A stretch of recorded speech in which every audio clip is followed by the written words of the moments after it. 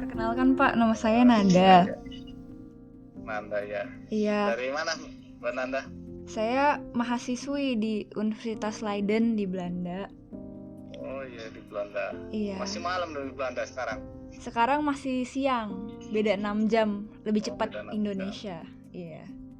Gimana Pak kabarnya hari ini? Ya, baik-baik. Oke. Terima kasih ya Pak udah meluangkan waktunya untuk diwawancara. Mungkin sebelumnya boleh perkenalkan diri dulu Pak, nama, pekerjaan, tinggal di mana? Ya, nama saya Iwan sebagai ketua komunitas di wilayah Morangke ya. Oke. Pekerjaan saya nelayan dan pedagang ikan juga. Oke, baik. Iya Pak, jadi saya sedang melakukan riset tentang tanggul laut raksasa yang akan dibangun di Teluk Jakarta. Dan salah satu fasenya kan NCD ya? Iya, benar, NCICD. Dan salah satu fase pembuatan tanggulnya kan reklamasi pulau ya Pak.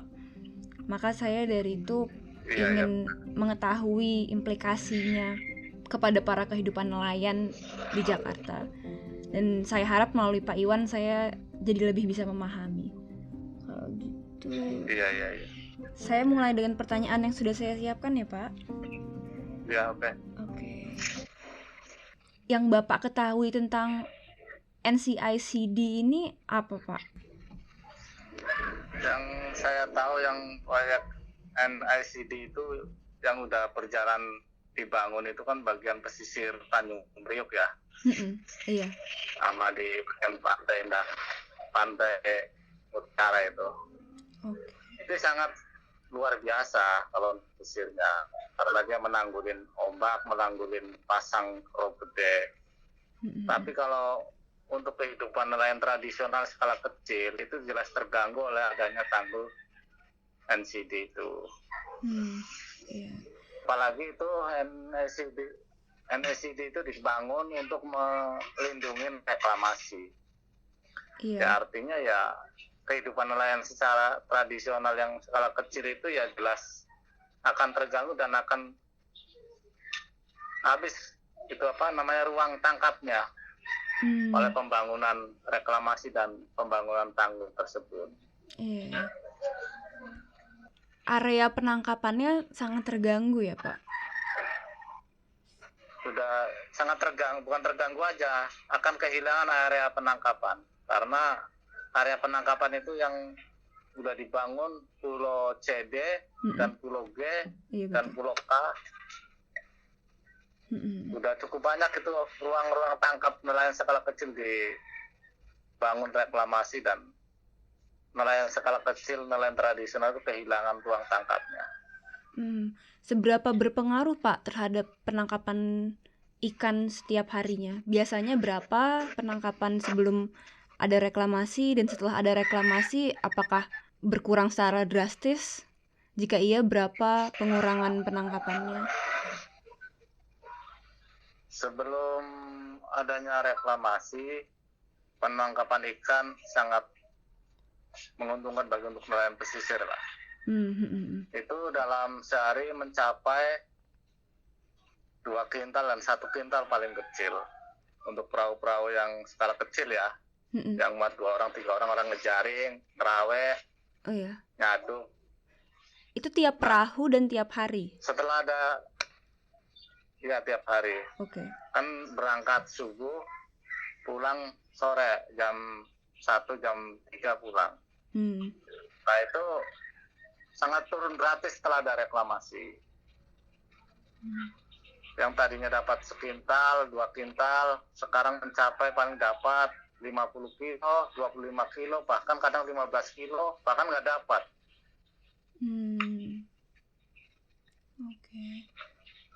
Karena ruang tangkapnya jelas sudah banyak diambil oleh reklamasi, dan pencemaran airnya pun luar biasa. Yang tadinya air itu jernih, bening, ya kan bisa menembus ke dasar laut sana, di dasar pasir sana, di tanah, ke lumpur. ternyata sekarang udah nggak bisa lagi, dan sekarang udah keruh dan gelap, dan tidak bisa menembus kejernihan itu lagi untuk airnya. Itu dan jelas pencemaran airnya udah luar biasa. Iya. Jadi itu juga pencemaran airnya sangat mempengaruhi kualitas ikan di bawahnya juga ya. Mempengaruhi. Iya. Dan biota laut pun hidupnya sangat terganggu dan sangat tidak subur lagi. Iya. Dikarenakan perputaran airnya terbendung oleh pembangunan reklamasi tersebut. Jadi tidak normal lagi kan, namanya teluk itu kan nekuk seperti angka U. Iya.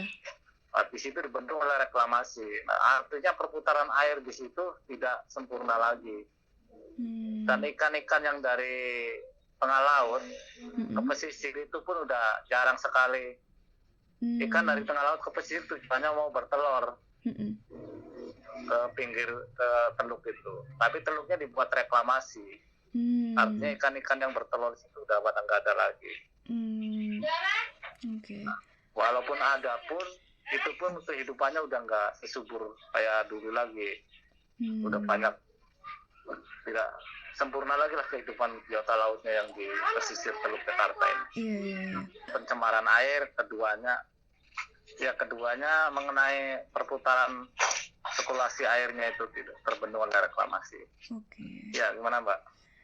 Karena biota laut di pesisir Teluk Jakarta terganggu, lantas apakah para nelayan memancingnya lebih jauh, Pak? Iya. Nah, itulah yang terjadi di saat yaitu terganggunya masalah reklamasi, dan itu jelas menangkapnya lebih jauh, memutar karena ada reklamasi. Nah, keduanya alat armadanya pun tidak mumpuni lagi karena jaraknya jauh, gelombangnya lebih besar. Yang jelas udah banyak sengsaraan para nelayan tradisional, udah jelas udah mati suri lah ibaratnya. Ya banyak orang yang bertahan, sebagian nggak bertahan, ikut kapal-kapal besar, kapal cumi, kapal tuna. Nah, sebagian ya alih profesi menjadi pedagang ikan apa gitu lah. Tapi masih banyak bertahan juga. Ya banyak bertahan pun karena dia tidak punya kemampuan apa-apa lagi, hanya kemampuan taunya di laut mencari ikan dan menangkap ikan di pesisir. Karena sudah menjadi selama ini pekerjaannya ya Pak. Memang dari dulu mata pencahariannya menjadi nelayan ya. Iya, memang dari dahulu tuh udah menjadi pekerjaannya dari kecil tuh di nelayan. Maka untuk diubah apapun dia lebih memilih menjadi nelayan dan bebas untuk mengarungi laut, untuk menangkap ikan di laut itu bebas ya kan? Dan tidak diatur-atur oleh siapapun. Nah, dia kemenangan mereka, kemerdekaan mereka kan di situ, seorang nelayan itu. Iya. Alternatif pekerjaan lain mungkin beberapa menjadi pedagang ikan, tapi terbatas hanya itu ya Pak, alternatif pekerjaan lainnya. Iya. Ya paling dia menjadi pedagang ikan, ikut kapal-kapal besar, yang kapal cumi, kapal tuna, yang 3 bulan atau setengah tahun baru pulang sebagian. Sebagian tetap masih bertahan di teluk itu untuk mencari ikan tersebut, yang menjaring, yang rawe, yang nyaduk, yang nyudu, yang pakai bubu masih banyak bertahan. Tapi ya sangat memprihatinkan karena tidak sesuai dengan penghasilannya itu. Jadi kadang-kadang cukup buat makan aja, untuk lebih itu udah sulit lah. Biasanya cuma cukup untuk makan ya jadinya pendapatannya. Ya cukup makan, bahkan kadang-kadang utang oleh yang memodalin, kayak modal ada yang menerima ikannya, dia modalin solarnya, bahan makannya ya kan, terdapat ikan jual di situ, ya paling begitu perputarannya. Baik. Kalau untuk kondisi pemukiman nelayan di sekitar area proyek bagaimana Pak? Nah ini untuk wilayah utara, pemerintah tidak ada perlindungan untuk pemukiman nelayan tradisional, itu tidak ada. Nah yang ada perlindungan yang dikeluarkan di zonanya itu adalah tempat-tempat elit seperti reklamasi, seperti Pantai Mutiara, Pantai Indah Kapuk, Nah, untuk zonasi nelayannya ini tidak ada kejelasan di mana letaknya dan perlindungan hukumnya di mana gitu, maksudnya perlindungannya dari pemerintah ini. Nah, ini di Teluk maka sangat mengkhawatirkan untuk kedepannya bisa jadi nelayan skala kecil bisa hilang dari Teluk ini. Iya. Kalau daerah tempat tinggal Bapak sendiri gimana Pak terdampaknya? Tempat tinggal saya kan di depannya pembangunan reklamasi Pulau G, di sampingnya Pulau CD. Itu udah sangat sulit banget, lumpur makin naik, air udah makin keruh, tercemar, apalagi datang hujan, air sungai keluar membawa limbah, ya mengendap di seluruh pesisir itu. Ya udah, kalau datang hujan, ikan apapun pada mati semua, pada lari ke tengah, yang selamat bisa lari, yang nggak bisa lari ya mati, kena limbah itu. Apa pernah ada penggusuran, Pak? Untuk pemukiman? Iya. Untuk pemukiman sering digusurin tempat nelayan. Bahkan untuk kedepannya pun terancam itu untuk bagian Kali Adem, di pinggir laut dan di pinggir sungai, tempat nelayan semua. Itu juga kan terancam digusur. Tahu kapannya nggak tahu. Yang jelas itu udah jelas terancam zona merah. Bapak tahu nggak dari penggusuran ini apakah pemerintah menyediakan tempat untuk pemukiman nelayan? Apa dibiarkan saja? Itu masalahnya, pemerintah membuat kebijakan untuk memberi tempat itu tempatannya di rusun. Rusun. Rusun ini tidak sesuai dengan keinginan para nelayan yang dia punya perahu, punya jaring. Dia tidak bisa. Karena kan nelayan kan pengennya rumah tetap di pinggir kali atau sungai, perahu begitu melihat kelihatan aman atau enggak, tenggelam apa enggak. Jaring, kalau jaring rusak bisa diangkat di depan rumah, dibenerin. Nah, ini yang buat pemerintah mau membuatin tempat untuk nelayan, tapi membuatannya rusun. Ya tidak nyambung. Iya. Tidak mengakomodasi kebutuhan ya Pak? Iya, maka nelayan menolak adanya rusun untuk nelayan itu. Tidak menerima. Walaupun dipaksakan tetap keluar, dia tetap cari pesisir atau sungai yang terdekat oleh jangkauan mereka. Baik. Itu yang terjadi. Ada dulu itu rusun Buddha Suci tahun 2005 dulu tuh, digusur bagian pesisir Morangke itu di Kali Adem, digusur, dilarikan ke rusun Buddha Suci itu. Nah, ternyata ditempatin berapa hari mereka pada kabur lagi, lari ke pinggir laut dan lari di pinggir sungai lagi. Rusun itu yang tempat akhirnya orang-orang yang kerja pabrik, kerja di kantor, ya pekerja-pekerja yang nggak ada risiko bawa barang bawa. Jadi gitu. Untuk nelayan nggak nyambung rusun itu. Bapak dan para komunitas nelayan tradisional pernah melakukan aksi protes kah atau berdialog dengan otoritas publik terkait reklamasi ini? Ada, waktu itu kita mengadakan aspirasi suara untuk ke pemerintah ya.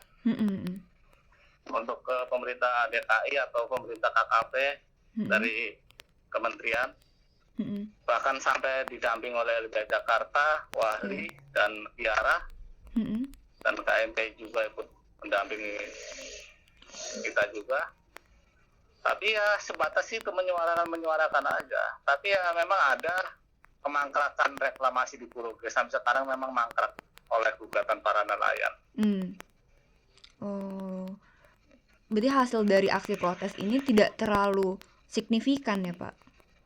Iya, hasilnya cuma memangkrakkan pembangunan reklamasi yang di Pulau G, lainnya tetap lanjut. Nah, masalah kerusakan pemerintah belum membenahi dan memperbaiki kerusakan laut atau kerusakan pencemaran air ini belum bisa memperbaiki. Faktanya sampai sekarang makin parah pencemaran airnya. Belum ada tindakan apapun. Belum ada. Bahkan air pasang sekarang makin meluap karena pembangunan tersebut membangun di pesisir kan banyak gedung-gedung itu dan pesisirnya banyak diuruk oleh reklamasi yang tidak sesuai bebannya. Akhirnya buktinya kan ambles Dampaknya lautnya meluap. Itu udah terjadi setiap tahun, pasti ambles bumi itu.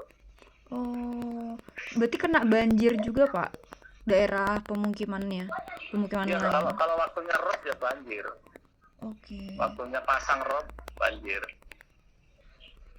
Kalau menurut Bapak yang dapat dilakukan oleh pemerintah apa Pak? Atau harapan Bapak dan para komunitas nelayan? Ya, harapan kita nelayan ya sebenarnya pemerintah perbaikin tuh mengenai pencemaran air, mengenai pesisirnya, diperbaikin, banyakin pohon mangrove biar biota laut subur kembali. Kurangin pembangunan di pesisir, kayak pembangunan gedung, kayak pembangunan yang merusak yang membuat beban bumi ini dikurangin ya kan, jangan terlalu banyak pembangunan di pesisir itu. Mudah-mudahan itu bisa memperbaiki. Tapi pada faktanya kan pembangunan makin pesat di pesisir ini. Benar. Baik itu pelabuhan, Pertamina, apa ya, yang gedung-gedung untuk kepentingan hotel apa ya, jadi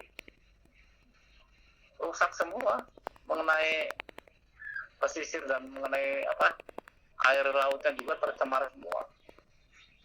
Iya.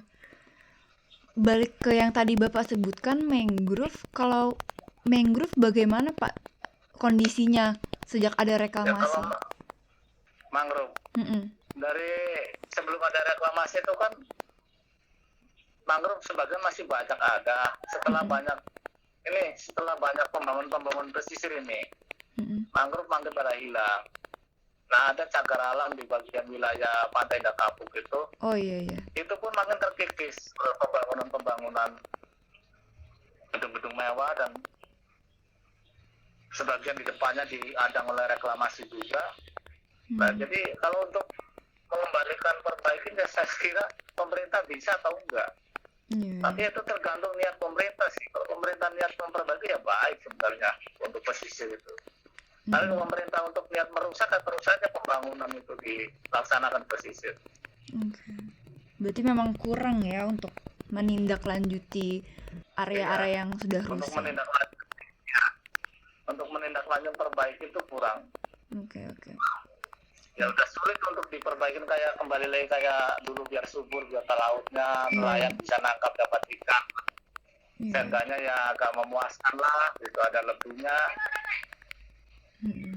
Benar. Ya Mbak, kita berhenti dulu ya. Ini ada yang masuk untuk lelang sebentar. Oh iya baik. Terima kasih ya Pak. Ya saya kasih info lagi ya. Iya, makasih Pak. Oke. Ya.